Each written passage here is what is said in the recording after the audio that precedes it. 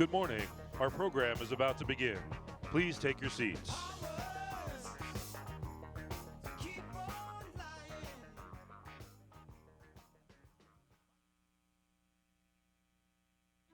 In every heartbeat of our city, in every journey we embark upon, there's a unifying thread: connection.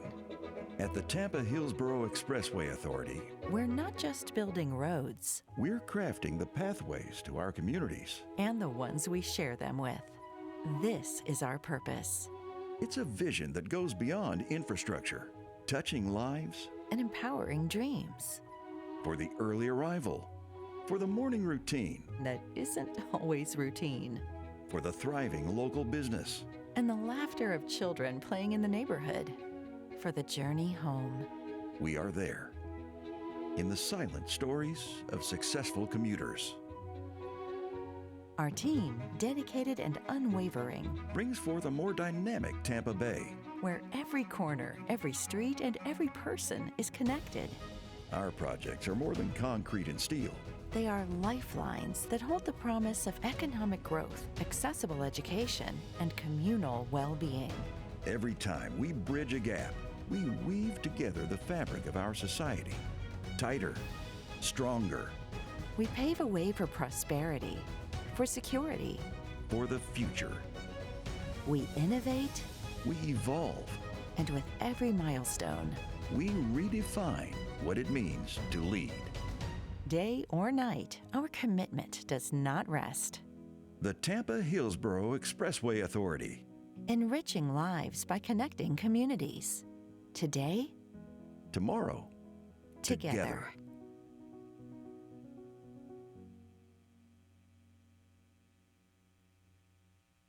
Good morning.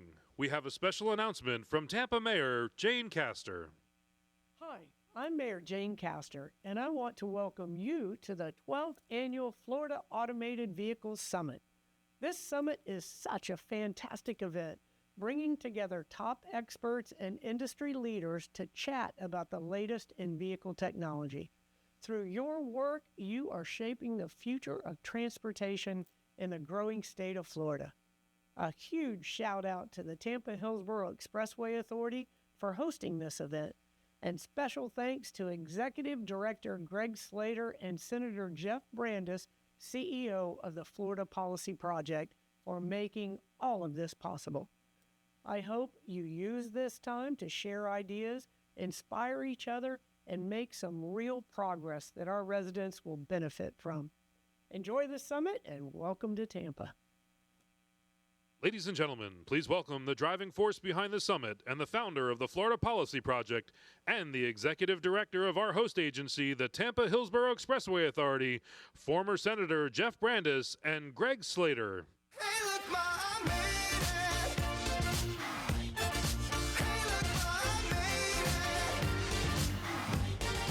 I made it. Good morning. Good morning. I can't believe it's our 12th year putting this on. It's amazing to think about where we've been and where we're going. If you think about 12 years ago, I think Tesla had maybe one. I think they had just launched the Model S in 2012. Nobody had ever heard of DoorDash or Grubhub. Those things didn't exist. And where we are today is seeing the future unfold. To use a good Florida analogy, I think we're in this time between the lightning and the thunder, where we know the technology is coming, we can see it beginning to evolve, and we're just waiting for it to arrive in Florida in many ways. And in many ways, it's here. We see the world getting more shared, we're getting more electric, getting more automated. I like to think about it in terms of decades. I think 2010 to 2020 was the decade of shared mobility. This is when those first, the apps and everything else really came online, and we saw Uber and Lyft and these other technologies really take off. I think 2020 to 2030 will be the decade of electrification, where we see the world shifting towards more electric vehicles. And really, 2030 and beyond, the decade of automation. We've heard us talk in the past about when that automation hits and where it hits first. I think it's going to hit in trucking, in agriculture, in mines, long before it largely hits in robotaxis. But we know and we see today, Waymo is doing over 100,000 trips a week across in the United States. And we know that technology is coming to Florida eventually. So we're excited to have you here. First of all, let me say thank you so much to our sponsors. This event obviously would not be possible without the incredible sponsors that year after year, and many of you for 12 years, have supported this incredible event. So thank you so much to our sponsors, and thank you all for joining us. I know many of you have been coming for 12 years. The whole goal of this event was to help you peer around the corner, right?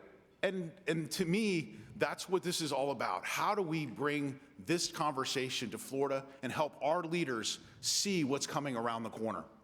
When I first started in the legislature, the only place you could get this conversation was in San Francisco. Like, you had to go to San Francisco in order to have a conversation where the leaders in technology and transportation were engaging in that discussion. There was really nothing on the East Coast of Florida, East Coast of the United States, really, and there definitely wasn't anything in Florida. But Florida's the third largest state. Almost 1,000 people move to this state every single day, and transportation is one of our greatest challenges. We have incredible opportunities in this state, and there's no reason we couldn't lead in this state. And so I picked up the phone after kind of learning about the technology in these vehicles, and I called Google as a freshman House member in the Florida House, and I said, "Hey Google, I want to work on self-driving vehicles." And Google said, "You're a freshman member in the House in Florida.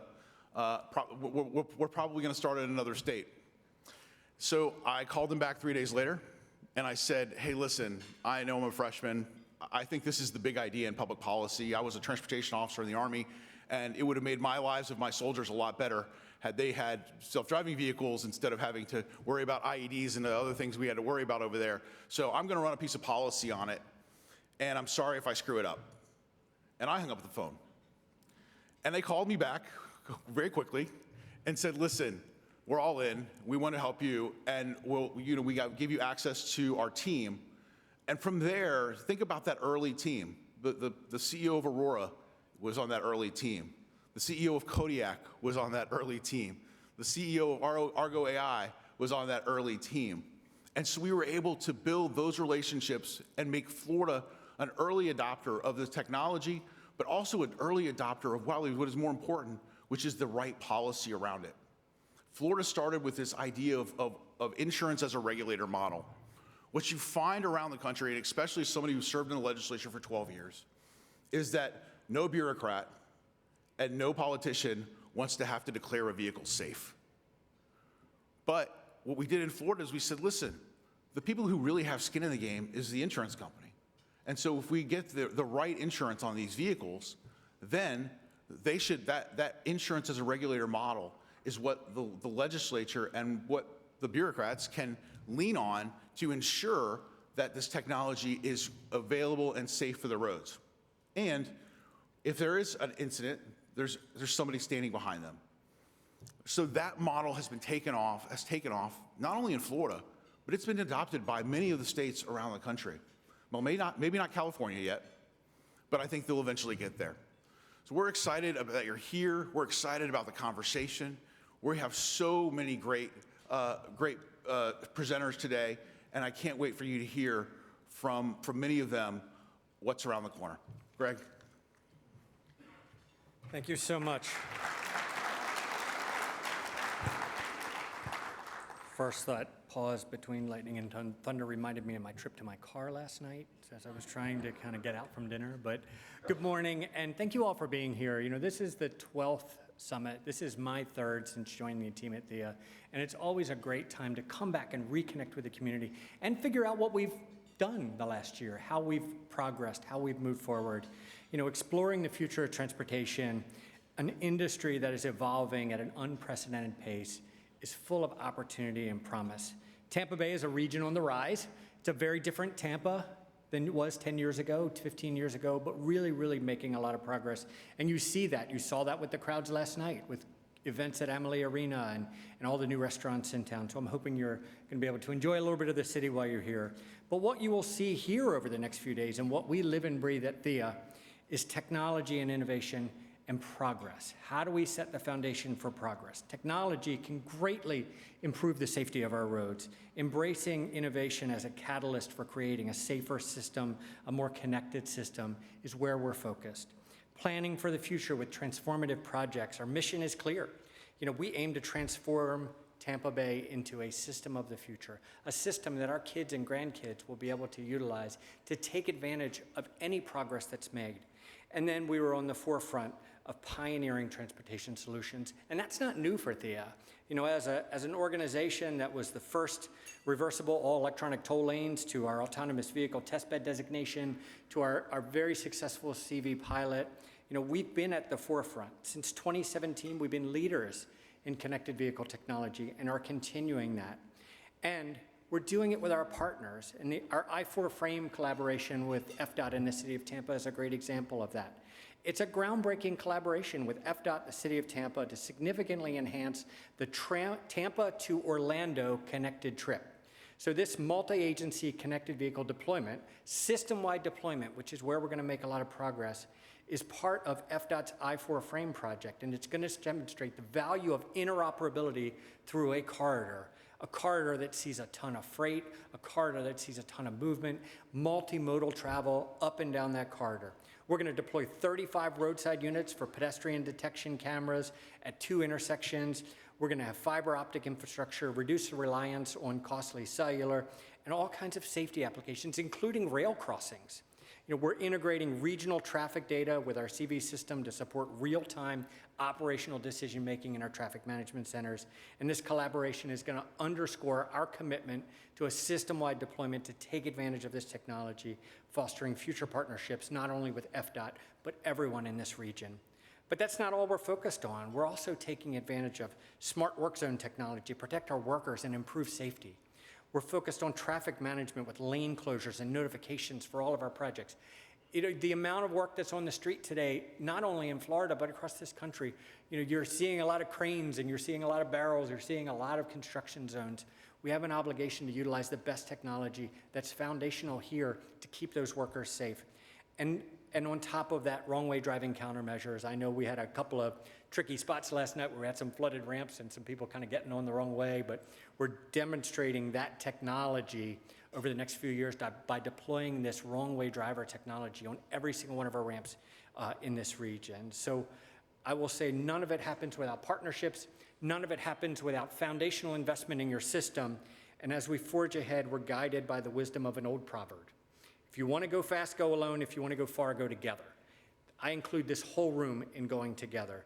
So our efforts at THEA are not just about immediate progress. They're about building the future for our transportation systems and for seamlessly integrating with the evolving needs of our community. So thank you for being here today, and let's get our conference started.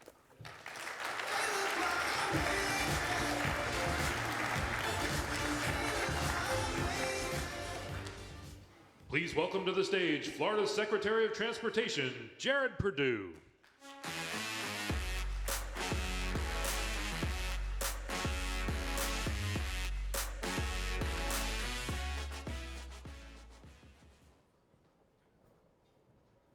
Good morning. I'm not sure I would have chosen that as my walk-on music.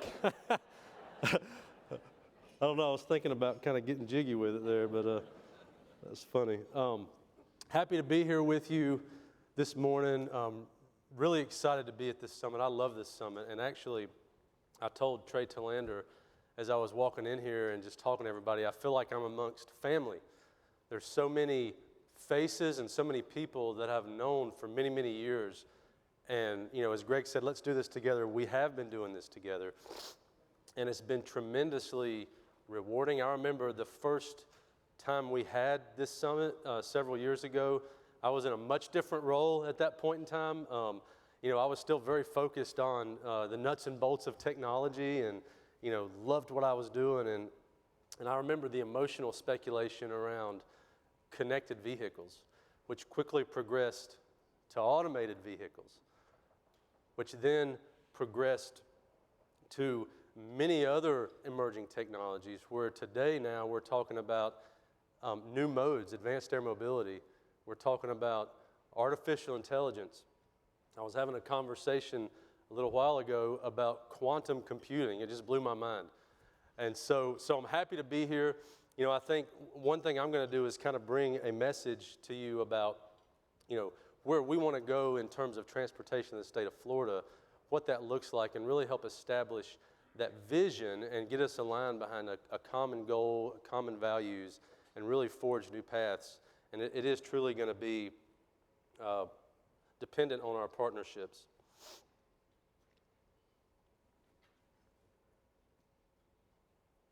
All right, so wanted to just kick it off. You see this beautiful image here. This is our state-of-the-art, one-of-a-kind SunTrax testing facility in Auburndale, Florida.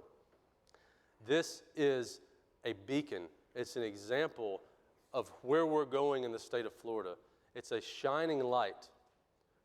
We invested the resources, the capital, the intellectual capital, the emotional capital, the financial capital into a facility that can attract and test technology and find a path to implementation faster than ever before. That is the dream of this facility, and it's a great example of one of those things that really binds us all together here at this conference. We're truly embracing technology here in Florida, and we have a lot that we can accomplish going into the future. And so I'm going to try to tell a story today. I'm going to walk you through, you know, who we are, what we do, why it's important, and where we want to go in the future. And I'm going to set the stage by talking a little bit about where we stand in the world scene in terms of transportation when you compare us to other states and other countries across the world. And then we're going to talk about a little bit about federal policy, our budget, and then our vision at FDOT and in the state of Florida for where we want to go in the future. So just starting out,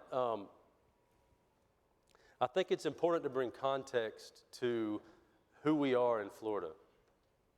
If you look at our annual budget, obviously we're not for profit, we're a government organization, but if you look at our annual budget and the portfolio that we manage, it would put us in the top half of Fortune 500 companies globally.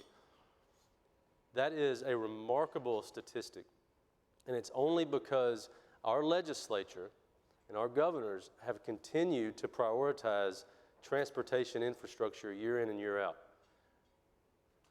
They believe in it, they know what it means to the public, they see the direct impact on the quality of life, and they continue to invest in it year in and year out. We have 23 million residents. We just passed that 23 million mark, 140 million annual visitors, continuing to grow exponentially. We have the 3 largest cruise ports in the world. We're the only state with 4 large hub airports. And we have the 14th largest economy in the world. And so I've been on several trade missions since I entered this role as secretary. And it's been intriguing to me, and it's kind of opened my mind to what the rest of the world thinks about us.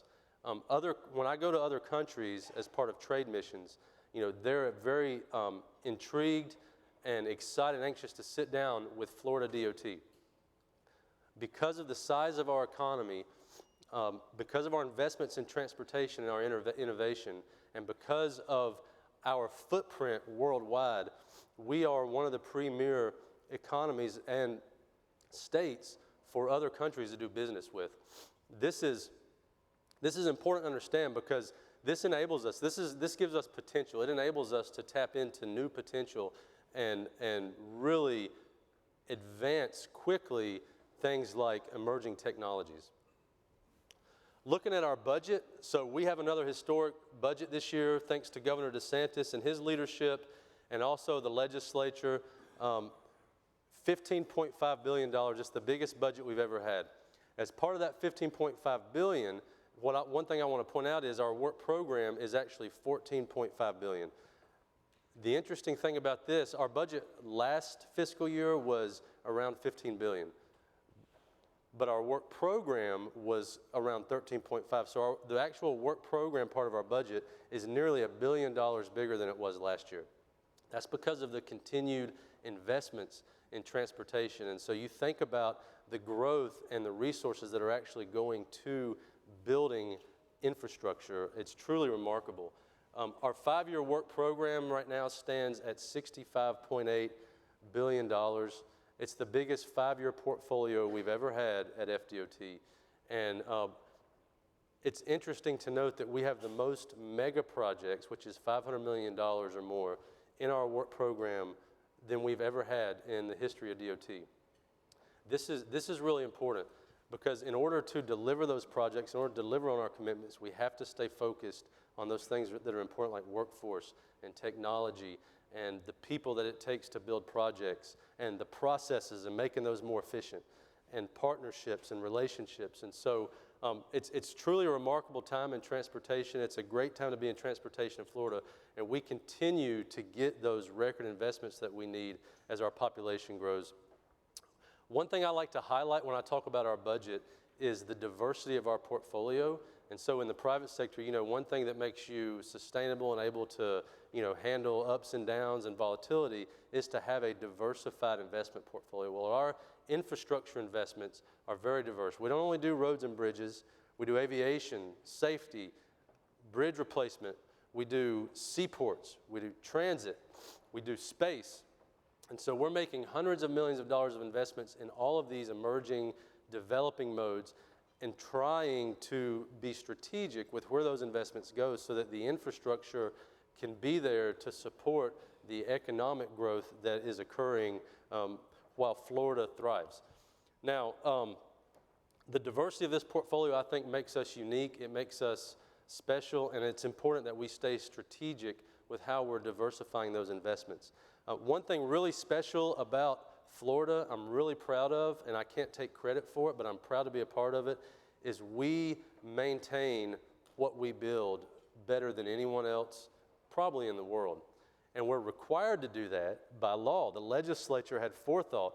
And so every single asset that we deploy, whether it be, you know, asphalt, concrete bridge, or even technology, we immediately fund the perpetual maintenance of that asset. This is really important. So that's why we have high quality roads. We keep them resurfaced. We have the best bridges in the country. And you think about the technology infrastructure that we've deployed over the years. I mean, our interstate system is fully outfitted with communications and detection devices and video cameras. All of that has to be maintained. And if you don't keep that in a good operating condition, it's really hard to make investments in new. So I'm really proud of that. I think it's unique here in Florida, and we're going to continue to do that into the future.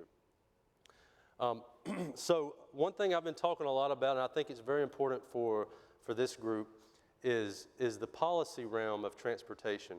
You know, one thing that I would love to see is the transportation industry in Florida, no matter what sector you're in, to really get engaged in policy, in transportation policy, what that policy looks like, and not only what it looks like today, but where it needs to go in the future. There is a lot that can be achieved through policymakers at the federal level and at the state level. If we had not had the leadership in the state legislature that we've had over the years, we wouldn't be where we are today.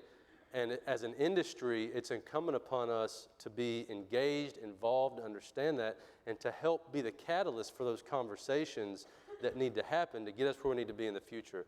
And so I want to talk a little bit about federal policy because that environment has actually changed a lot the last few years. The new authorization that we're operating under, called IIJA, is very different from the previous authorization. And just to keep it simple and explain to you what it is, I break it down into 3 buckets. One is traditional formula. So traditionally, most of our transportation infrastructure, that includes technology, was funded through a formula distribution based on revenue collections and population. So we still have that. That was increased as part of IIJA. So IIJA brought record levels of funding. That traditional formula was increased. Our allocation over the life authorization was about $12.6 billion. Next bucket is new formula programs. These are very specific, very prescriptive.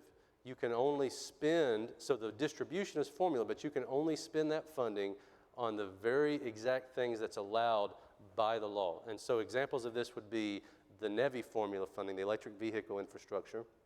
the Protect formula funding, and the carbon reduction formula funding. Now, not to get into the pros and cons of those specific programs, the challenge with developing, building, and creating a new prescriptive formula program is it takes that money and it commits it to one specific purpose. And so here we are in the state of Florida trying to diversify our investments and keep everything moving simultaneously based on the needs of Florida, the mission of our state legislature, and what our customers and residents need and want. And we're having to implement these new formula programs that are very prescriptive. And so that funding cannot be used to fund projects that have been in the pipeline for 20, 30 years. You think about how much we've grown and what the backlog looks like in terms of transportation infrastructure that's needed. And now, we've got $1.2 billion going to these new programs. That money cannot be used to deliver these projects that have been in the pipeline for years. And so what it does is it actually reduces flexibility. And so, the NEVI, electric vehicle charging infrastructure funding, can only be utilized to build electric vehicle charging infrastructure. And so it creates a lot of new challenges. The third bucket is discretionary grants. So as part of IIJ, we've always had discretionary grants, but as part of IIJ, the discretionary grant pot of money was grown enormously. Exponentially, I would say. $165 billion is available nationwide. That is a lot of resources. Discretionary grants have their time and place, but it makes it very challenging to deliver infrastructure that's been in the pipeline for 20 years because discretionary grants are competitive and they're also done at the discretion of whoever is managing that program. And so we have a bipartisan infrastructure law, but then we have $165 billion subjected to the discretion of whatever administration is in office at that time. This creates a lot of inconsistency and volatility in our ability as states to move transportation infrastructure forward. There's a few other complications with discretionary grants, and I want to highlight this because it's going to lead into my next point. And so if you look at the volatility of our economy right now, over the last 3 years, what inflation has done to pricing, particularly in the infrastructure world, we've seen 20, 30% increases year over year these last 3 years. With discretionary grants, you have to spend resources to pursue them. You have to set the matching money aside, and then it takes 18 to 24 months to actually get from grant award to grant execution. So after all that is said and done, and you've gone through all of those processes, by the time you actually deliver the project in this volatile economy, the cost of that project has gone up 20, 30%. I highlight that because it makes it very difficult to deliver the infrastructure for states. And you got to think, this infrastructure was not conceived of overnight. Like it's been very carefully, strategically planned and prioritized over the last 20, 25 years. It usually takes 20 years to get from concept to construction. And so it really creates a huge logjam. It creates a bureaucratic process that takes a lot of time. And so, why do I say that? The next reauthorization occurs in 2026. The one really, really good thing about IIJ is it brought record levels of funding to transportation at a time when we needed it most. So now, looking at the next reauthorization, it's going to be important as an industry that we get engaged and begin to have that conversation about how the funding is being distributed and how states can actually use it. And it's going to be really important that we focus in on increased flexibility. We want to see a lot of that funding go back to traditional formula-based distribution. That enables us to build our work program, that enables us to diversify our investments, and especially continue to invest in the technology infrastructure that's needed to set the stage for the future. We want to see the number of discretionary grant programs reduced, consider consolidation or elimination, and reduce administrative burdens for both the federal agencies and the state agencies. The best way to do that is through formula distribution. It is extremely challenging for a government agency to manage a discretionary program the size of the one we have right now. It's resource intensive, it's labor intensive, and it's difficult to develop processes that are efficient.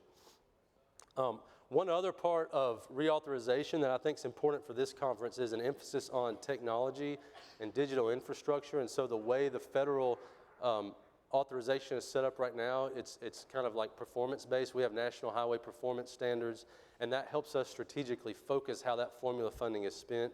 I think it's really important that we start talking about technology and digital infrastructure as part of that new authorization, because we do need to see strategic investments going into that arena. All right, when it comes to the state of Florida, so the one thing that I would say is most important in Florida is that we align ourselves behind a common vision, a common goal of where we want to go in the future. So we've developed our FDOT compass.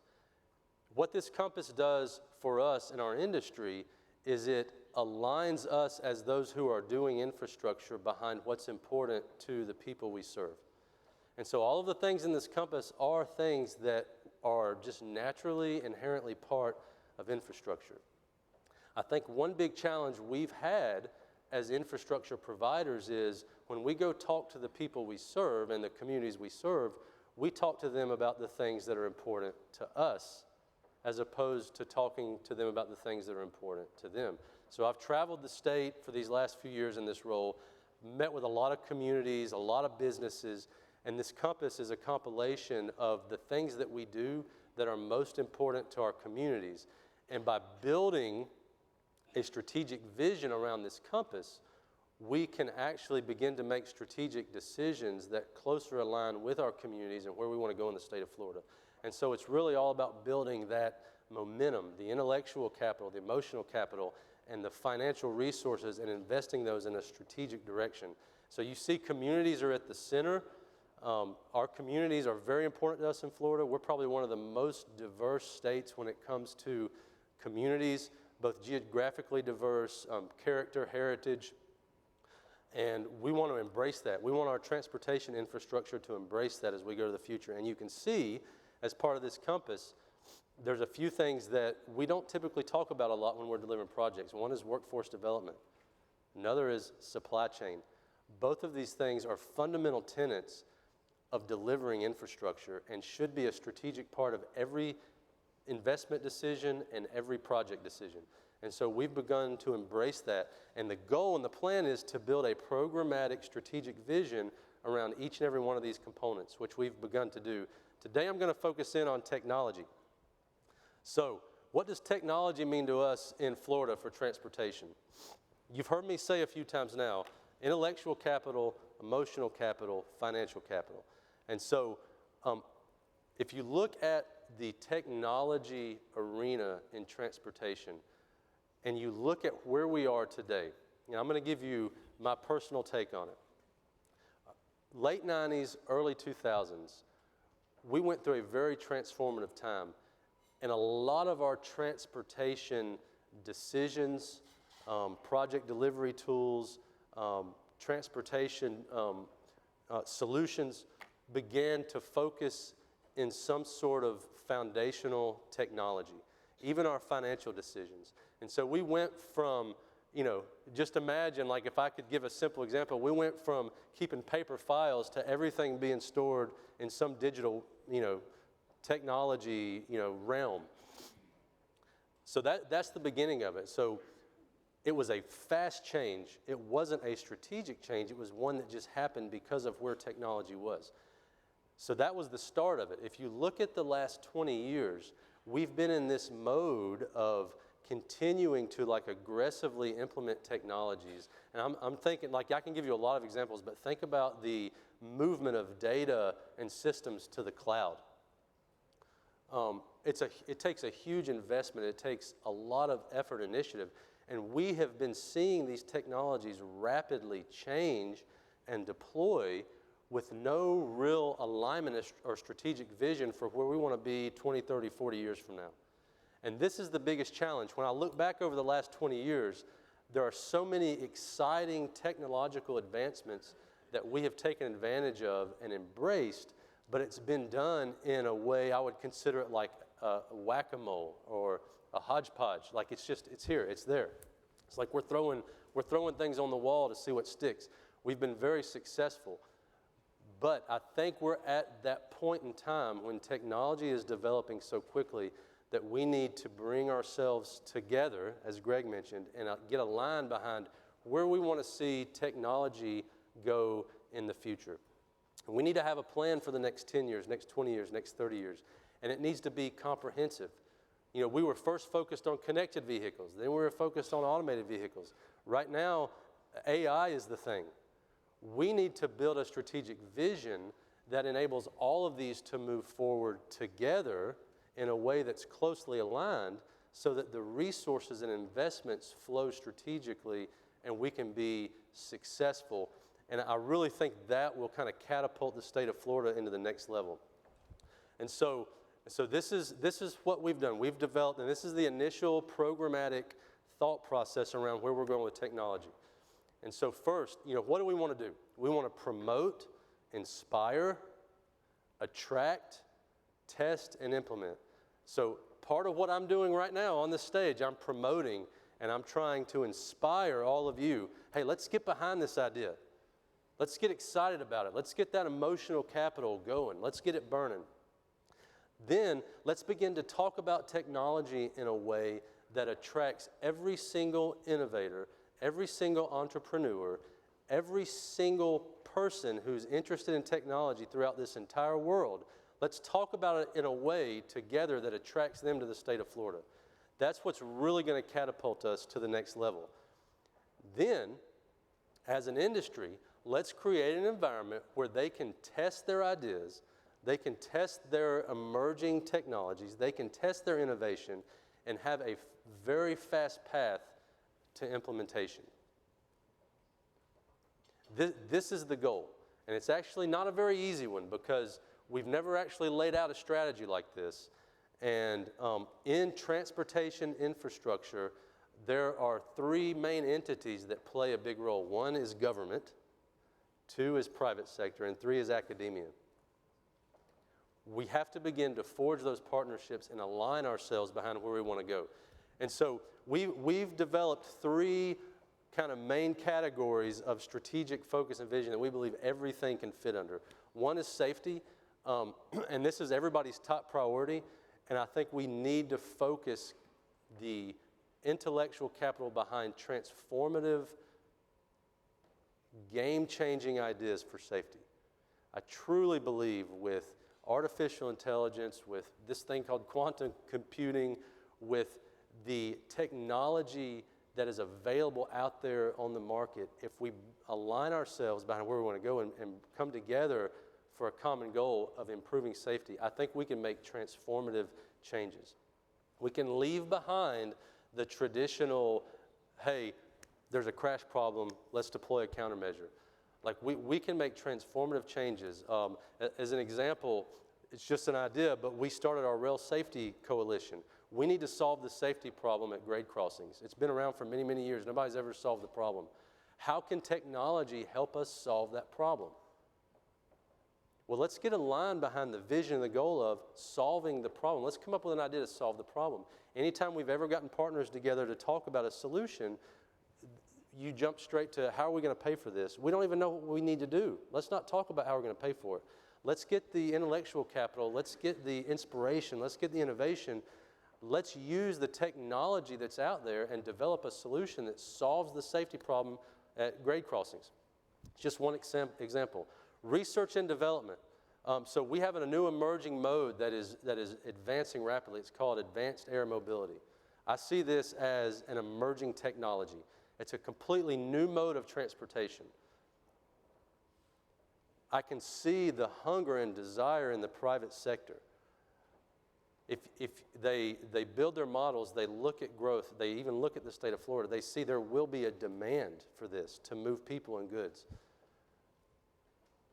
How can we as an industry, government, private sector, and academia together build a research and development portfolio that enables something like advanced air mobility to take off in Florida?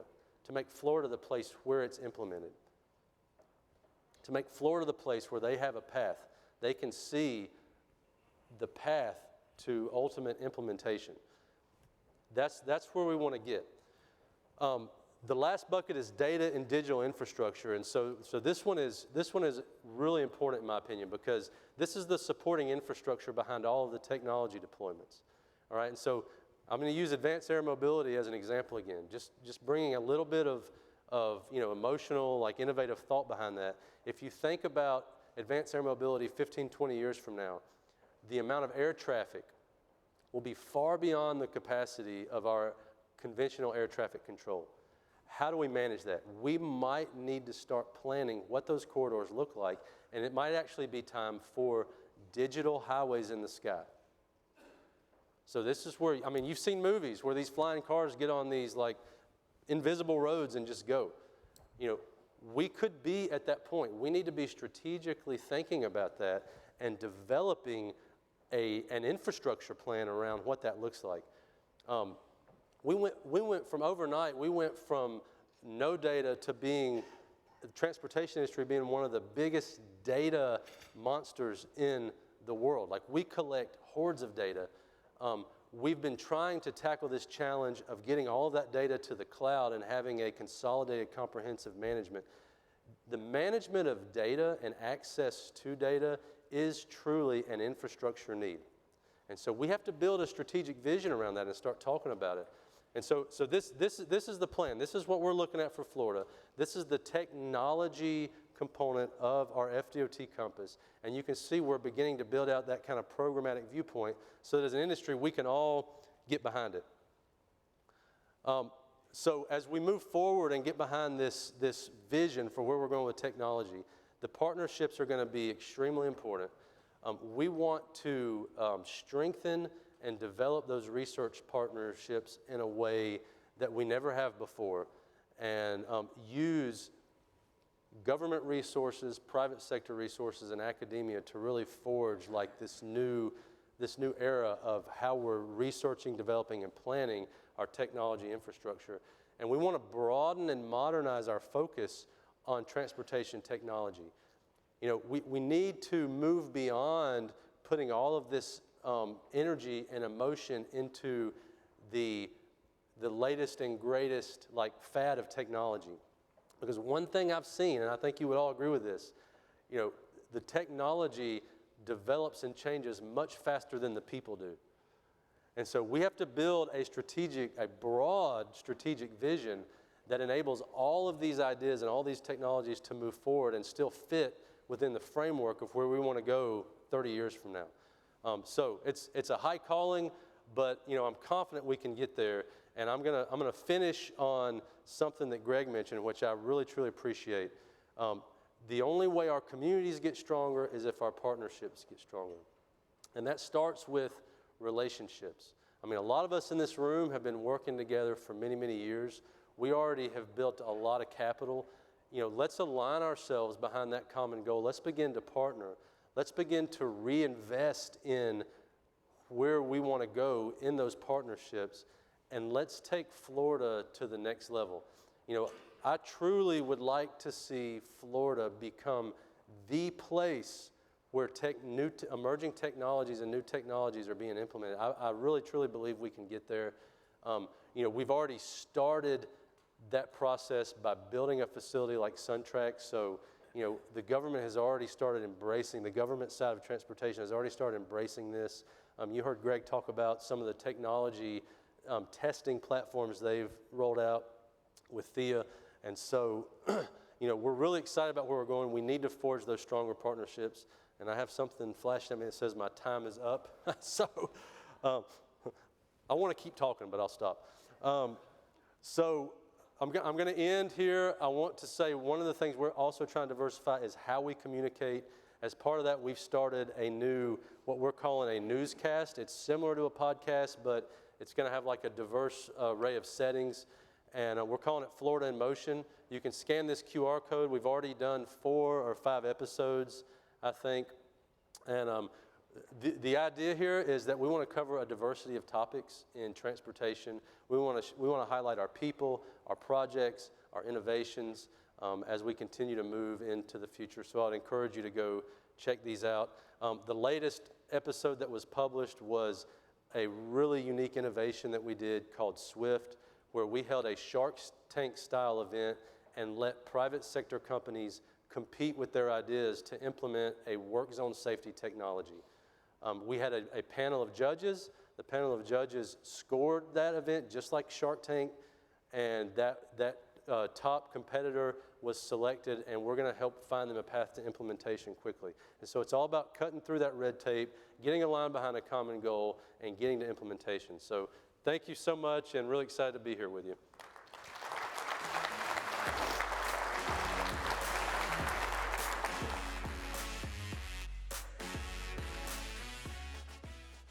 Please welcome our next speaker from the U.S. Department of Transportation and the Office of the Assistant Secretary for Research and Technology, Taylor Lochrane.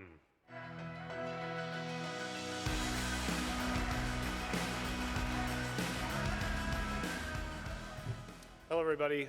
Thank you. I'm very excited to be back in my home state of Florida. I grew up down the street in Orlando, and I went to UCF. So real quick, I'm going to take a poll. Raise your hand if you went to UCF or your kids go to UCF. All right, so real quick, I don't really know where our speakers stand on which schools they support, but I'm going to go ahead and take a leap of faith here that we're all just voting that you just became honorary UCF Knights, and we expect your support on October 5th when we play UF. In our family, you know, we all went to different schools, you know, UF and UCF and FAU, so we're very strong in that fun, you know, camaraderie and how we, you know, challenge each other. My father's here today. And you know, he's been in this in Florida for 40 years. He's a retired civil engineer, small business owner. And I want to say, like at the dinner table when I grew up, transportation safety was what we talked about. Hey son, look at the new bike lane that just got deployed to Katy Way. And so, you know, those are the childhood memories that I have when I think of transportation safety, and it's what grew me into where I am today. And it's the educational system here in Florida that gave me the opportunity to learn the tools that I can apply in my future. And the funny thing about it is, you know, the conversations I'm having with my son is about automated vehicles. Hey, Dad, so when's that car going to be ready to take me to school? Not yet, but soon. So it's just, if you think about the transition from, you know, the conversations we have with our kids and the technologies that are emerging, you know, the future is really bright. It's really in front of us. And I think it's the generations of the experience in this room and the workforce of the future that's going to get us closer to that vision that was just laid out by Secretary Perdue. And so one thing I want to bring up on the slide here, make sure the slides are working. So, you know, I think Florida is a strong leader in ITS technologies. You guys have a history of being one of the leaders in this country on advanced technologies. And especially right here in Tampa, we saw in the video, I don't know if you saw the clip, but there was highlighting the CV pilot. I mean, only one of 3 pilots that the department invested in was right here in Tampa.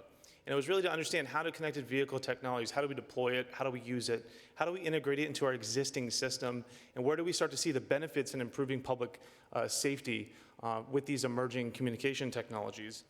And just 3 weeks ago, US DOT launched the new V2X National Deployment Plan.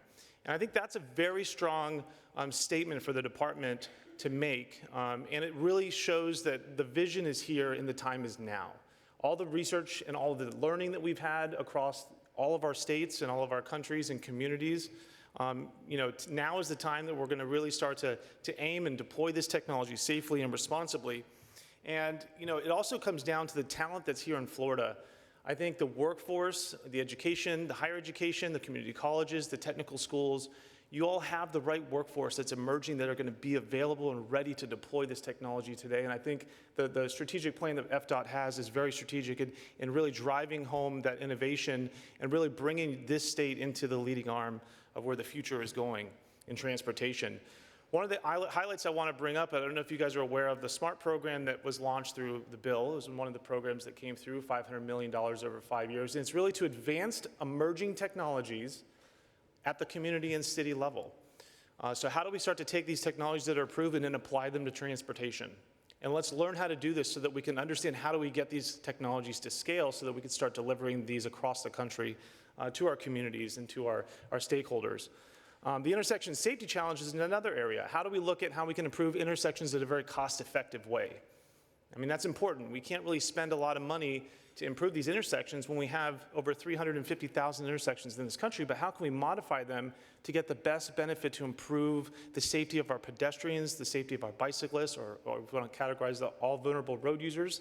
The intersection safety challenge is really letting the bright minds of the small business community really think about how they might be able to apply technologies. And that program has launched. And of course, the ATTAIN program that's been around for quite some time, $60 million a year investments. The new grants will be awarded. This is a program that was previous and part of the legislation called ATCDM. I know that's another long grant. I like the ATTAIN word, it sounds a lot better than that one. But again, there's a lot of investments happening today, I think, from the federal side. And these are just the only investments that are within OST-R, which is the research arm of the Secretary's Office of Transportation. So if we look at the state of Florida, I really wanted to highlight these recent awards from just the funding I talked about. Of course, there's lots of other grant opportunities out there. But as we see, Broward MPO looking at digital twins and how infrastructure and planning can be improved using these tools. If you look at what's happening at Miami-Dade, they're looking at sensor fusion and how to improve freight and delivery of different activities. And then we have that intersection safety challenge up at FMU and FSU and FAMU up in Tallahassee. So if you look at the state of Florida, y'all are doing pretty well. There were only 15 awards given for the intersection safety challenge, and Florida was one of the recipients. That's a very accomplished, I think, statement there, as well as the fact that not everyone was awarded a SMART grant, and Florida received 2. So it just shows that you all have a very innovative and intellectually smart workforce here that can really drive this technology forward, and we're really excited to see the outcomes of these 2 projects down south as well as the project up north.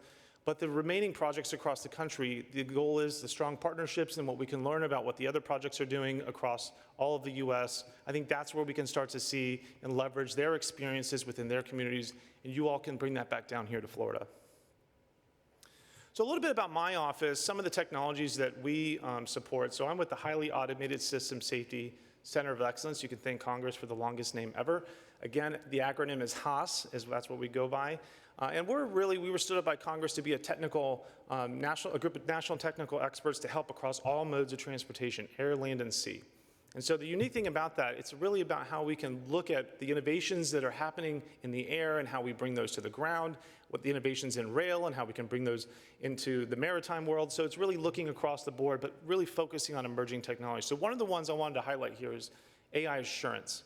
How many of y'all know what that means? Okay. So AI assurance, and I know only just a few people raised their hands, by the way, that you didn't look around. AI assurance is how do we assess these tools that we want to deploy on our public roads that use AI? How do we evaluate them? And so we're working closely with FAA on how FAA is looking, how do we even certify one component in an aircraft, all right? How do we certify that that technology is going to be safe for the traveling public in the air? So imagine just machine learning for a camera that's just trying to detect the lane lines on a runway that use AI. That is not a certified device right now, but the FAA is looking at how can we certify this component that Boeing might add into their aircraft or Airbus might add into their aircraft is going to work properly so that that plane can land safely. So just looking at the specific element of AI is where FAA is starting, and what we're trying to do is understand by helping them through that process and bringing that knowledge down to the surface modes. How would we look at that at traffic signals? How would we look at that at the maritime, at the port drayage? How would we look at that in the transit world with buses and bus scheduling and things like that? So how do we start to assess these technologies, and how do we work with state and locals around how you all might approach understanding how those technologies operate? The other piece of this is testing, distributed testing. Do we have the right tools to test these new technologies? And maybe it might be expensive that we all have to have the same set of tools. So can we develop partnerships, and can we share with each other? Can we leverage our universities across the country to connect to one another and test together? And maybe we can start to leverage the infrastructure that we have in the US to answer these questions and use the results to really drive local decision making. Quantum computing we talked about earlier. That's an emerging technology, and an area that our office is really trying to be the forefront is look at what's coming before it's here. We were already working on AI technologies within the department before it became a hype topic. So we were lucky that we already picked that topic when our office first started as something we saw strategic. However, quantum's coming. And quantum is going to be revolutionary when it's ready to be implemented. The question is, how is it going to be implemented in transportation? Is it going to help us in our traffic management centers with decision making? Is it going to help us manage the airspace when we have advanced air mobility? I don't know. That's where we all need to start looking through how this technology can be applied. So when it's ready, we know exactly where we need to invest and how we can apply it within our communities. And the last piece I do want to bring up that's a very unique element of our office is that we have a strong focus on engaging with our state and local communities and partners. We can't just at the federal level look at a technology and say, yes, we want to go do it. We really need to start looking and talking with our state officials and talking with our local communities around how would that technology even affect, or how would you leverage this technology in your community? So we actually strategically hired 2 individuals, one that came from a state DOT and one that came from a local city. So we have that experience in our team so we can bring those discussions into those meetings at DOT and really discuss those conversations around these technologies from a state and local point of view. And we feel like that's going to be very helpful when we start thinking how we assess and validate these types of technologies. So as we talked about advanced air mobility, I really think you all in Florida are positioned very well. As a strategic plan we mentioned earlier, advanced air mobility is coming. It will be a global market. It's not just going to be a US tool. This is a global competition, and the focus for the US is really the US to stay in the global lead for this type of airspace. The US is in charge, or the global leader for airspace today. We work closely with our ESA partners in Europe and across the world, but this is a new emerging space. And so as we work with all the states across the US, how do we work together, and how do we think about how we can work closer with our other states and other partners to understand how we're going to deploy these technologies across our communities? How do we assess that they're going to work properly? If they're going to be carrying packages, are they going to be carrying people? And especially in Florida, you all have a proving ground to be able to test those. So I think this is going to be a very interesting topic. One of the areas that we helped lead this element, back in October of 2022, Congress passed a law that said the Department of Transportation had to put together a national plan for how we're going to deploy AAM in this country. It consisted of 19 federal agencies all working together. Our office, alongside NASA, co-chaired and wrote the automation strategy. How do we assess these technologies, and how are we going to ensure that they're going to operate safely within the public domain? Because these technologies are not going to fly in the national airspace that you see when you go to the airport and you fly from airport to airport. They're going to fly in a new airspace, Class G, and it's going to be uncontrolled airspace, meaning these aircraft are going to fly around one another, and they're going to have to avoid one another. So there's a lot to learn on how we're going to manage these type of aircraft. These aircraft might land in your communities. They may land at different locations across rural America for goods delivery or for passenger delivery. So there's a lot to think through, and I think we're at the perfect pivotal point where we can start to strategically plan for the arrival of this technology and design it into our system very effectively and very strategically. So looking ahead within our group, 2 or 3 things I wanted to mention that we have within our congressional budget that we're going to be standing up. The first thing that we're going to be standing up is a test program. Our team, we want to start looking at technologies quickly. We don't want to take 2 years to stand up a project, to come up with results and publish a report 3 years later to say how something worked. We want to be able to act quickly because this technology moves quickly.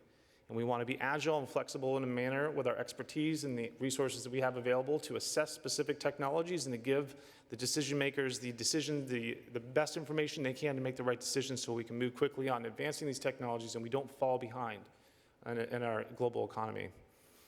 We're also going to stand up an education program.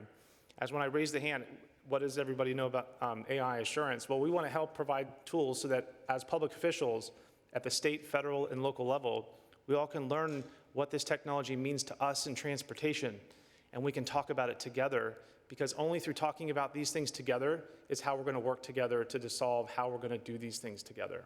And so an education program is going to be very important to us in delivering some of those terminologies on how we're going to do that, as well as a fellowship program. Lastly, we're going to be standing up, and this is how you can come work with us.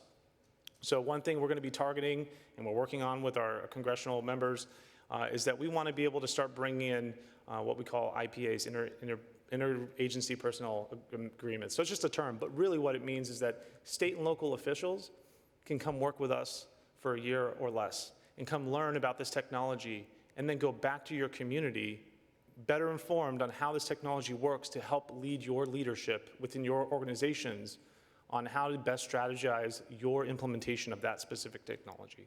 And so this is an area we really want to grow because it's all about workforce development. And so I was really happy to see a lot of the different comments from earlier. I really think Florida, you all are positioned very well with your educational system. You have the right minds, you have the right pilot programs here in the state of Florida, and you have all the right resources through EJA, and through Bill that's on the way to be able to implement these technologies safely across our community. So with that, I just want to say thank you very much, and I look forward to spending time with you all today.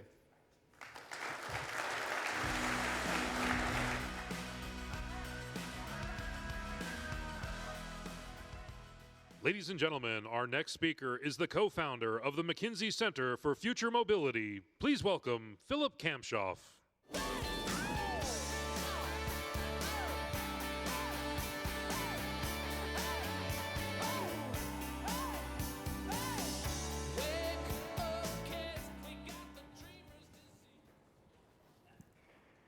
What is the future of mobility going to look like? That's what we're going to address in the next few minutes here. We as McKinsey, we always say within the next 5 years, the mobility industry is poised for more disruption than what we have seen in the last 50 years altogether. But why is that the case? First of all, we would say all of the ACEs, as we call them, come together. Autonomous driving, connectivity, electrification, and shared mobility. Some people say innovation is a function of time. You have a problem, you dedicate some time to it, and eventually you come up with a better solution. But that's only one part of it. The other part is how many resources are you putting against this? And what we've done is we basically looked at inorganic investments into the 4 ACEs in the last 12 years. So for the Senator, basically when you started this, roughly same time frame. The interesting thing is it's about $860 billion of inorganic investments that have been gone into the ACEs. This doesn't include any public money. Now, the interesting thing about this is that 93% of that came from outside of automotive. Only 7% came from traditional OEMs and suppliers. 93% came from software companies, tech companies, private equity, venture capital. So back to the point about rate of innovation, this is what the industry didn't see coming 10 years back, that we will get all of this influx, all of this money from outside the traditional auto space. Now, when you look at it over time, 2018, 2019, 2020, they were all hovering about the same. And then we saw a real breakout in electrification and investments into electrification. And probably a lot of you have felt that. Like 2 years back, it started to become a bit more of a hype. We saw more electric vehicles out there. But more recently, that emotion, that feeling has been tapering down a little bit. Now, autonomous is interesting. You see, especially when you go to 2023 and then first half of 2024, it's starting to come back up again. And this chart is a 12-month rolling average. So when you actually just look at the investments in the second and the third quarter of this year, autonomous vehicle investments are really, really spiking. So we're seeing a second sort of momentum there. In terms of valuations, we're comparing market cap of companies that focus on these ACEs since 2022. And what you clearly see, most of the ACEs have gained in valuation. Autonomous is the clear leader and winner, at least in the last 2 years. We're seeing a bit of a slowdown on electric. I'm going to focus on autonomous and electric for the next few minutes, because those are probably the 2 disruptions that are going to shape the mobility space the most in the next 5 to 10 years. So starting with electric, why is it important to talk about electric? When we talk about electric and transportation in general, still 28% of all carbon emissions in the United States come from the transportation sector. And the question that I get a lot is, well, are electric vehicles or battery electric vehicles really more environmentally friendly than traditional cars? When you factor everything in, when you factor in the production, the material, the recycling of the battery. The answer that I have is yes. Even with today's energy mix, electric vehicles end-to-end produce less carbon emissions. It's about 60 to 20, so 3 times. Now, if you fast forward to a different energy mix and we're moving to more and more renewable energy, that difference becomes even more pronounced. So going back to the 28%, battery electric vehicles will be an important driver for us to drive down carbon emission. So where are we with electric vehicles globally? It's still growing at a pretty fast pace. If you just compare 2023 to the first half of 2024, we're still seeing an increase of about 30%. That's quite substantial growth. Now, it looks very different depending on where you look in which geography. Here's the picture around the globe.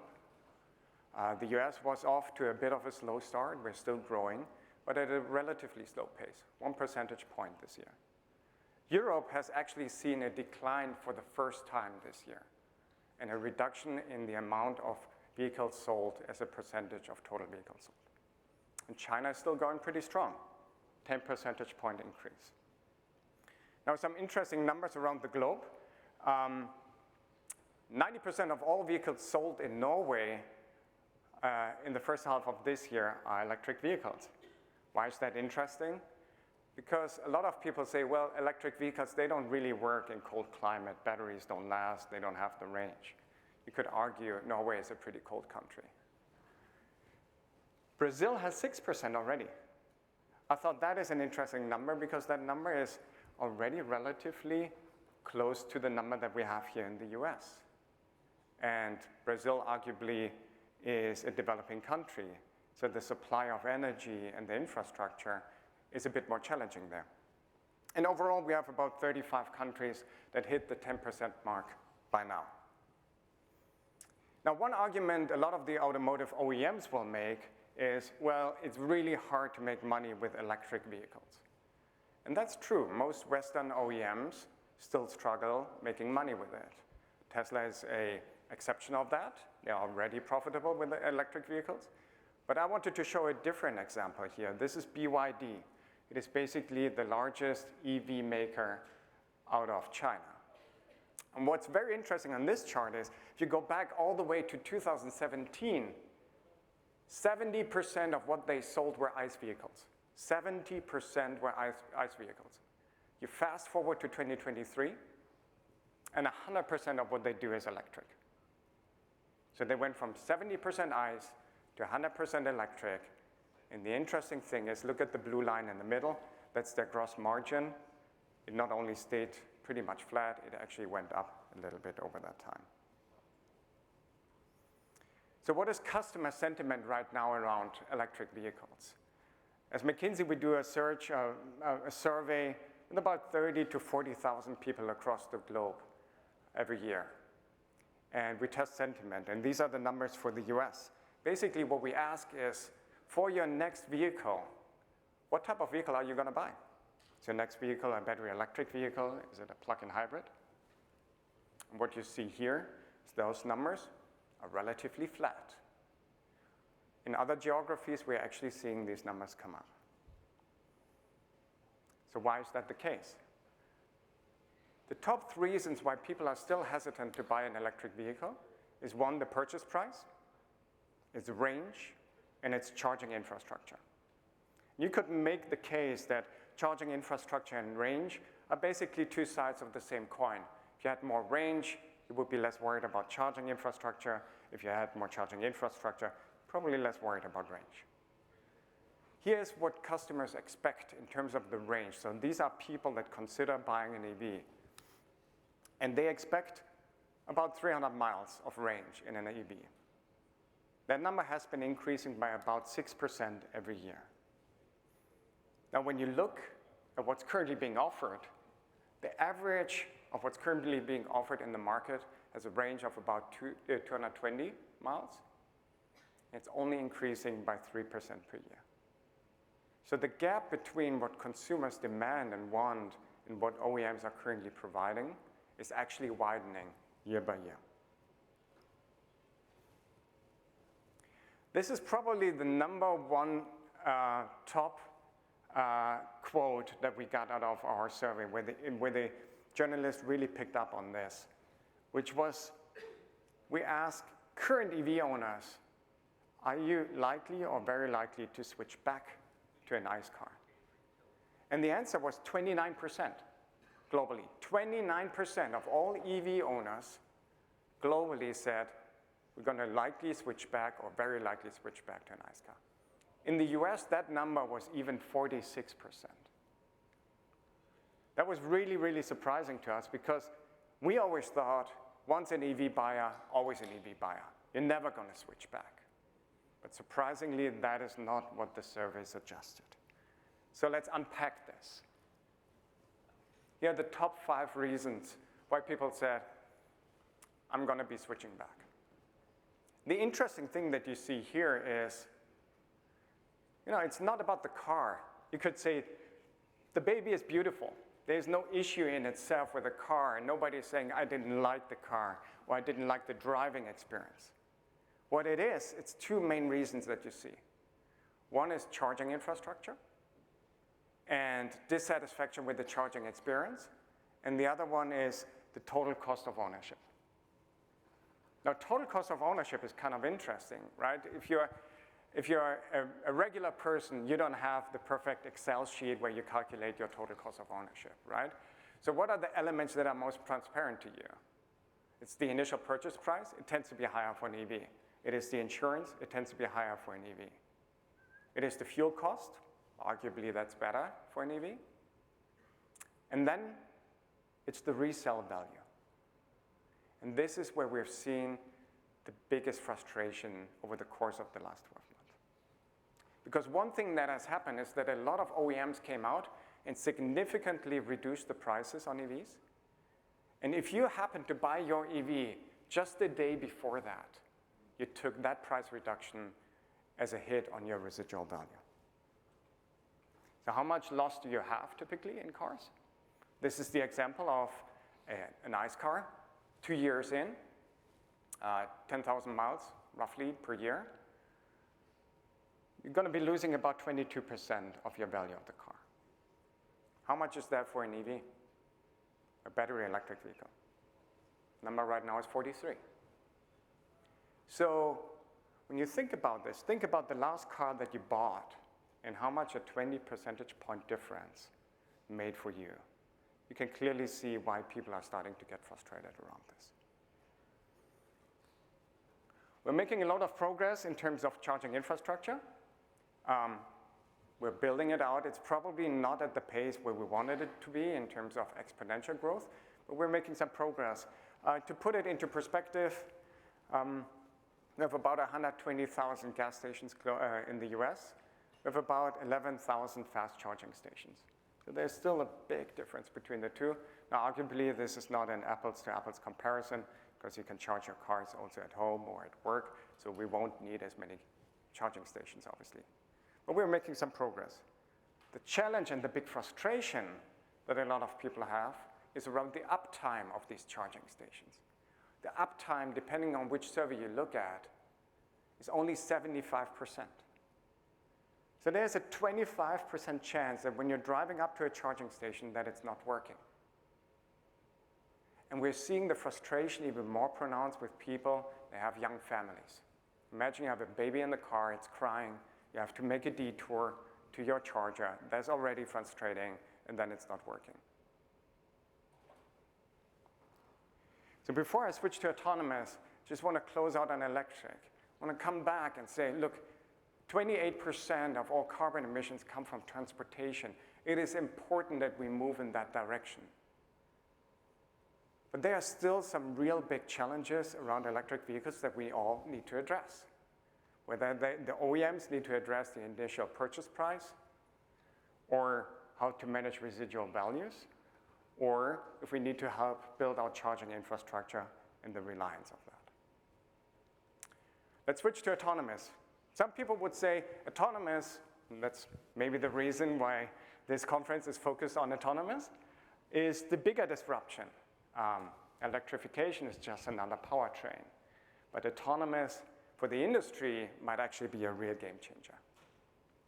When I'm going to be talking about autonomous, I'm going to talk about level 4. I'm sure 99% in this room know what level 4 autonomous means. For the 1%, it basically says you can remove the person in the car, the driver in the car, and the car can go on its own. It might be still constrained, it might be geofenced, it might not be able to go in snowy conditions, but in general, it's able to move without a person in the car. This one is a real fascinating chart. It's going to take a second to explain, but it's important. So basically what we ask is, what is cheaper for you? Owning a car or using ride-hailing 100% of the time? You know, using Uber, Lyft, in other countries, THEA, and so forth. This is for people that live in larger cities. The example case that I'm showing here is for a city about the size of DC. The answer is 2,000 miles. If you drive more than 2,000 miles in a year, it's cheaper for you to own a car and pay for all of the expenses, whether it's your depreciation, your fuel, your parking, your insurance, you name it. If you drive less than 2,000 miles, it's cheaper, just Uber and Lyft all the time. And then here and there, if you have to go a longer trip, rent a car. Now, you could make the argument that the most expensive part of your e-hailing trip is still the driver. And that's where the promise of autonomous and robotaxis come in. Is that, are we able to bring down the cost of the technology and the vehicle and to maintain and operate that vehicle, and at the same time reduce basically the cost of the driver? And if we assume we can do that, the break-even point actually changes from 2,000 miles to 7,500 miles. Or in other words, for 50% of the population in a city like DC, from a pure economic perspective, it does not make sense to own a car anymore. I repeat, for 50% of the people in a city like DC, it does not make economic sense to own a car anymore. And that's why the industry is looking at autonomous vehicles and saying, this is such a big game changer, because it could have tremendous implications on private car ownership. It doesn't mean that everybody's going to give up all of their cars, but on average, every family has 2 cars, and we're likely going to see that number come down. Now, you can take that to an extreme and say, well, we all go into robo-shuttles, like an Uber pool, if you will. Then, obviously, cost comes down even further, and then for 80% of the population, they wouldn't need a car anymore. So when is all of that coming? I like the example from before, basically saying, look, we had that from 2010 to 2020, and then from 2020 onwards. I think we're pretty close to basically leave pilot stage and get into the period of adoption at scale. I personally changed my opinion. In 2014, I founded the McKinsey Center for Future Mobility, and one of the first articles that I wrote was, when are we actually going to have autonomous vehicles on the roads? And in that article, I remember the days, you spoke to people on the West Coast, people said it's going to be next year. And we were very skeptical about that. We said, well, maybe not quite yet. We said it's going to be sometime in the 2020s. Now, observing the technology over the last 12 to 18 months, I really must say, I think we are close to being there, and the technology is ripe for mass adoption. Now, we're going to see an unlock over time. It's going to start more in the southern parts of the United States, just because of the weather tends to be better, and these vehicles don't drive as well in winter and in snowy conditions. But then you're going to see more and more unlocks over time, highway driving, nighttime driving, bad weather conditions. You see, we don't have a lot of data on adoption, but you see where we have some data, robotaxis and miles driven are going up almost exponentially right now. Are people willing to pay more for it? It's actually quite interesting. So in our survey, we asked if you were to drive a robotaxi without a person in it, would you be willing to pay more or less than a taxi? And the funny thing is, it was about half and half. 41% said, I'm willing to pay more for it. They like the technology. They think about the privacy that they enjoy in the vehicle. And 37% said, well, I should be paying less. There's no driver in it anymore. In theory, it should be cheaper. So another question that we ask is, should governments already legalize autonomous vehicles? And there's a big difference between the different countries. China, for what it's worth, if you add the first and the second column together, so between they should legalize it today and maybe in the next few years, you get to 97%. So the population is pretty ready. If you go down to the US, about 10% say, yes, ready now. I think the good news is 64% say, well, maybe in a couple of years. That gets you to what, 75%. So 3/4 of the population is actually pretty open to AV technology. Now we asked the question, what still needs to happen? What are the roadblocks? And the top 3 reasons were people felt the safety needs to increase. We need to have more regulation around it until we feel safe. And we need to have improved road infrastructure. When these 3 come together, then we would be more likely to say yes to AVs at scale. Now, if you go further down the list, and I thought that was just a funny thing. So remember, safety is the one thing that most people are worried about. And then a few people said they want to have their friends or family tested first. So somebody really doesn't like their mother-in-law, apparently. Yeah?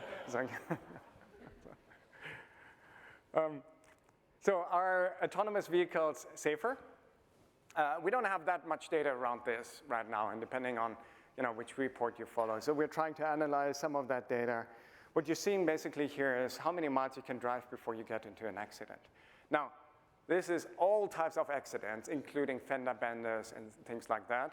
So take it with a grain of salt, because obviously my guess is very small fender benders are more likely going to be reported on AVs than when you and I drive and hit somebody in the parking lot or so, right? So take it with a grain of salt. But the more interesting stat here is actually the miles driven between accidents where there is an injury or, God forbid, a fatality. And what you see from here is that from the data that we're seeing right now, AVs are already much, much safer. Actually, it's 2.3 times as safe as regular cars. So I want to close out on a personal note. This is me and my daughter. She's 7 years old.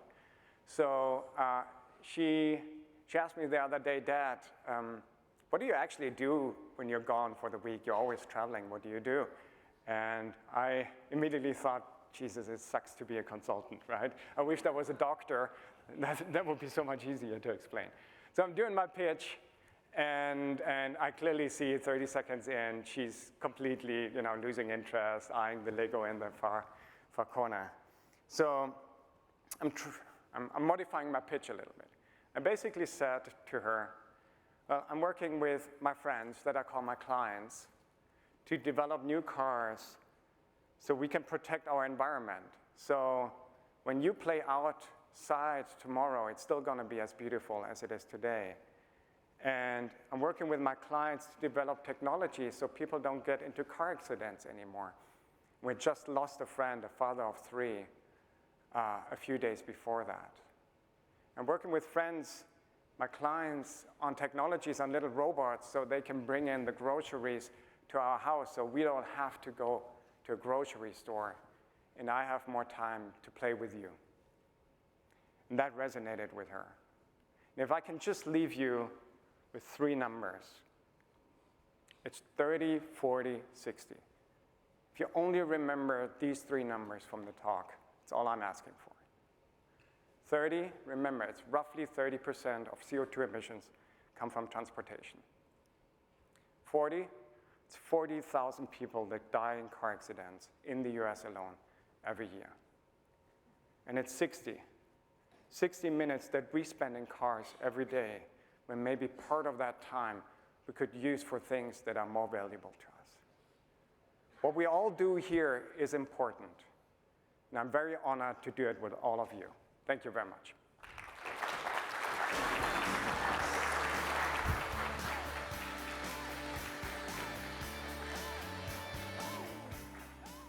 And now our last speaker before the break, from the National Transportation Safety Board, Todd Inman.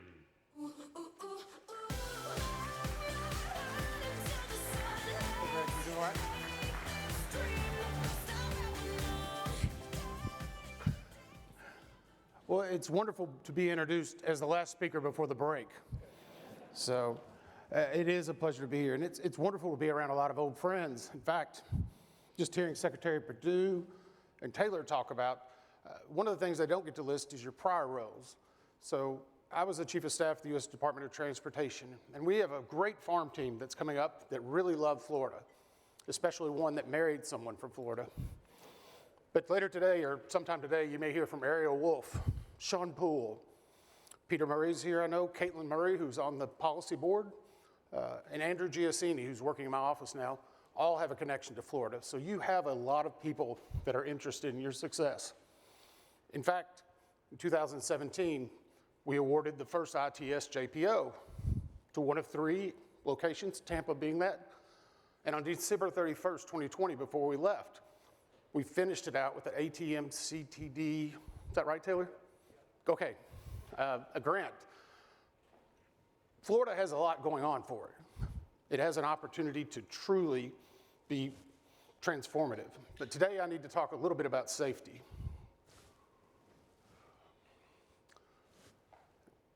The NTSB is basically charged by Congress to investigate every civil aviation accident, major commercial maritime, surface transportation pipeline, and in the future, we will be investigating space, where an accident or incident occurs that can have transformative effects on safety, so we can make recommendations. You know, the great part about it is the board's work is most public after an accident or crash, where we can establish a probable cause, publish a report, and then include recommendations. The good thing about the NTSC is we do not have regulatory authority, but we get us a unique perspective to evaluate accidents and crashes from an unbiased viewpoint. The board itself, 5 members appointed by the president and confirmed by the US Senate. And while we each speak, this is a little legal disclaimer they have to say, while we each speak as a member of the board, but unless a majority of the board approves a position, we often speak from our own point of view, which I am today. Typically have 12 to 1,300 investigations open across all modes, and we've done thousands of transportation events. We've issued 15,000 recommendations. 82% of those have been implemented to date. So every day we're collaborating with industry, regulators, and experts on how to ensure America continues to lead in safety. So with that, you can imagine we do have a lot of experience in that arena.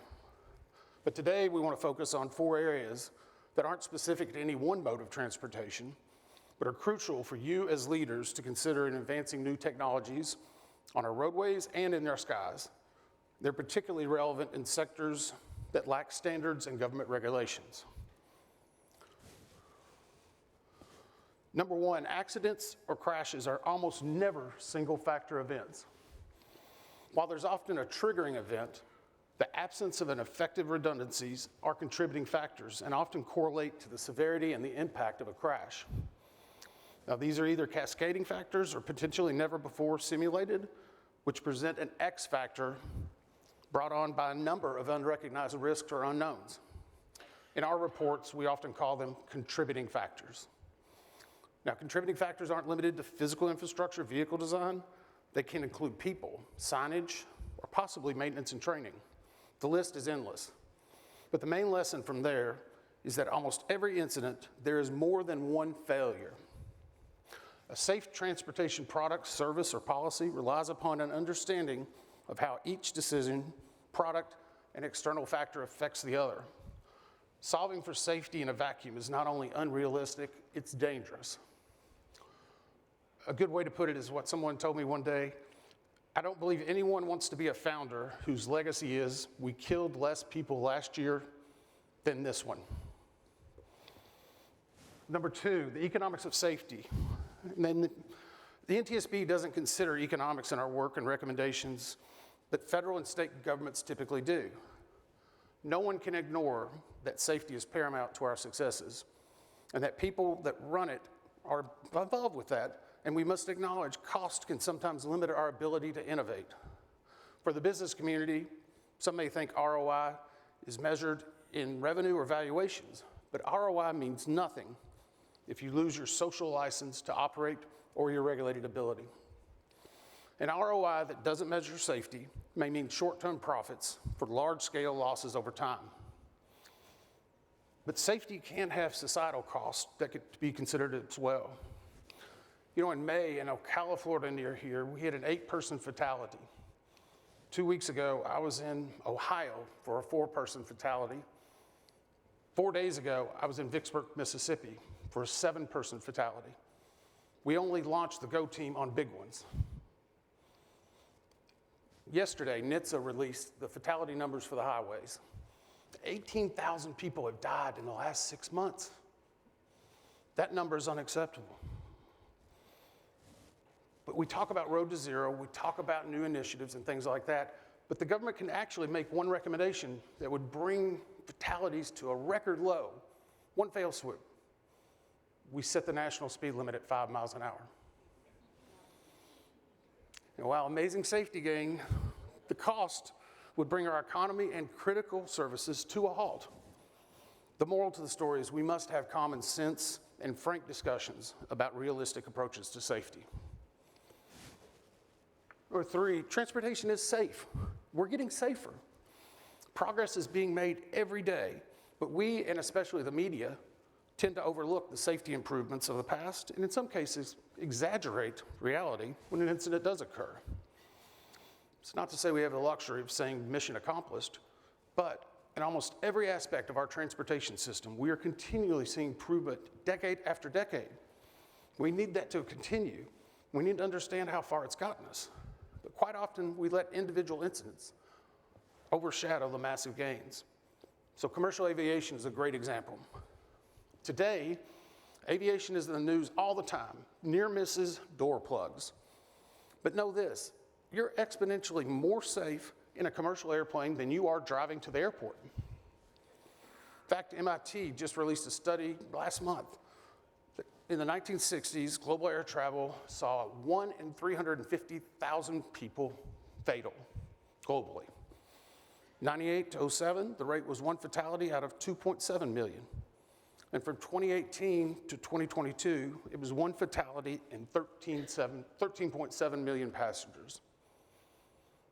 So while global aviation safety is improving by about 7% every year, there will be stories about door plugs and near misses. But the public has built up enough confidence and understand the risk that over 14 million people screened through TSA last Labor Day weekend. Now, we can't diminish the near misses, but we can learn from those X factors and still talk about safety advancements. This is how we eliminate those unknowns for the future while still assuring the traveling public.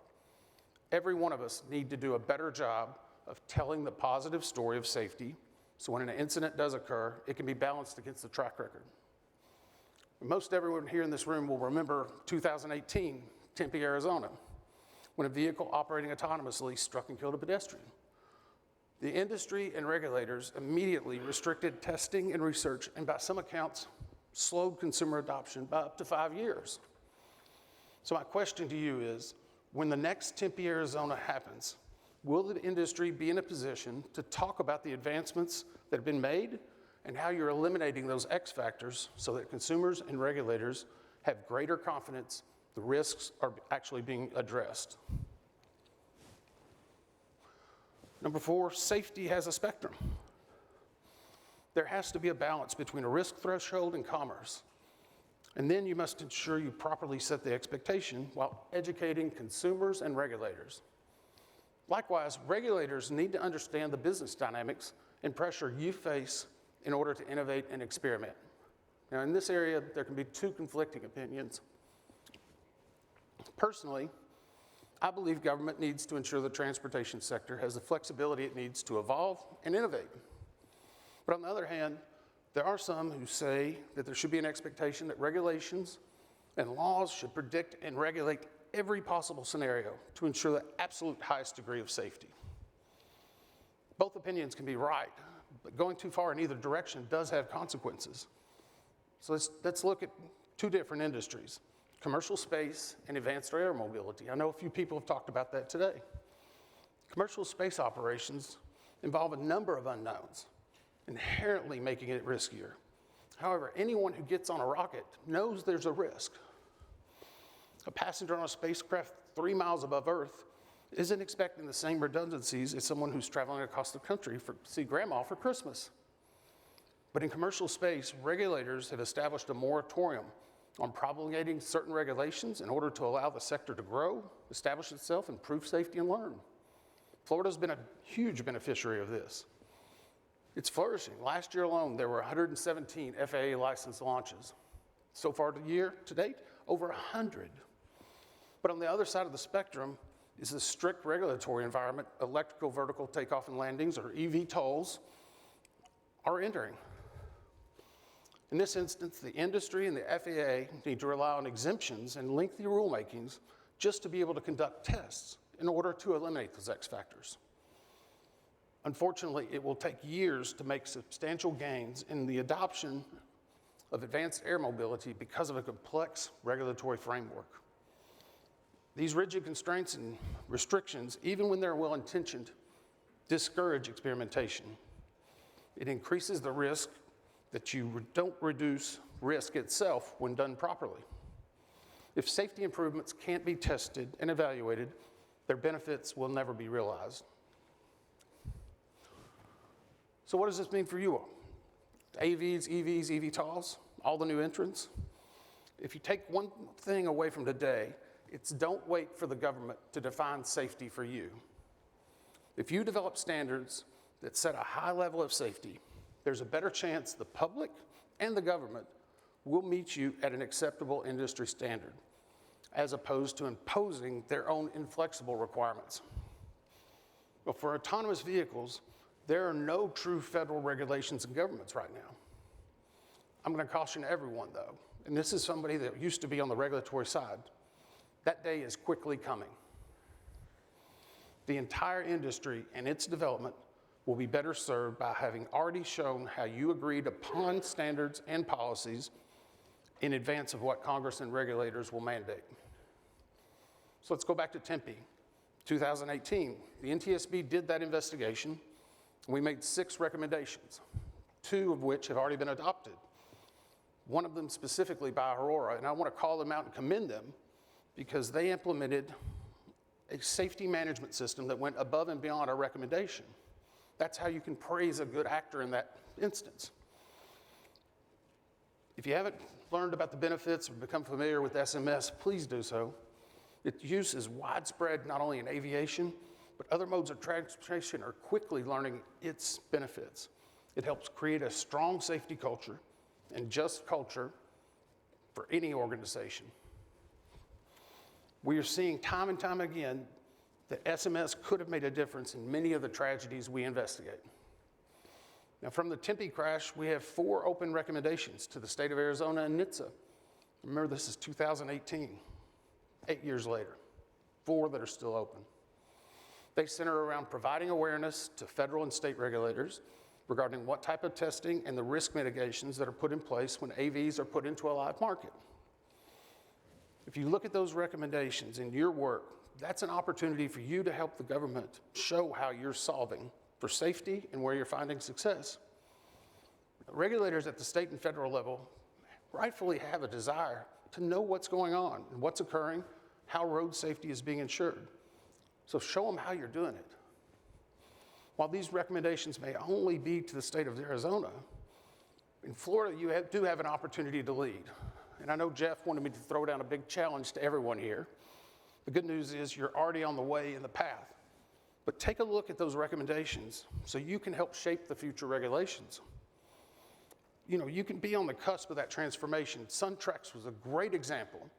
In fact, tomorrow we are going there to look at that testing facility to highlight some of the positive things that are happening. We need to do a better job of talking about proactive safety. Testing tracks like that are a perfect environment. Of course, today there are no current federal regulations around autonomous vehicle, and that can be a barrier for larger testing, innovation, and deployment. In fact, whenever I was at DOT, we worked to provide autonomous vehicles with information to solve for that problem of where standards should be. We put out multiple editions through NTSB of what we call Automated Vehicles Guidance. We knew then, just as all of you do, that there's a myriad of safety and societal benefits that can come from AV, EV, and other technologies. But unfortunately, all we still have is guidance. So today, there's a future deployment and advancement of autonomous vehicles are at a crossroads. The safety issues are so complex, and a lack of industry or even state-level standards currently make it challenging at best for Congress or regulators to act without over-restricting and stifling the industry. But government is facing increased pressure to define a path forward. If you as industry leaders can collectively come to an agreement and show the regulators and Congress how you are solving for safety, you will find the coming laws and regulations far more favorable. Find industry agreement and implement strong safety systems. Today, I'd challenge you to implement safety management systems. At the same time, find industry agreement. Safety standards are critical for your advancement. Personally, I'm rooting for your success. We're looking forward to when we can all celebrate the advancement and the deployment of autonomous vehicles throughout the country. And I hope we're going to actually give you some resources through that QWERTY code of all the NTSB products that we currently have. So we'd love to engage with you. We want to be your friend. We're from the government. We're here to help. But I truly appreciate being with you today. Thank you.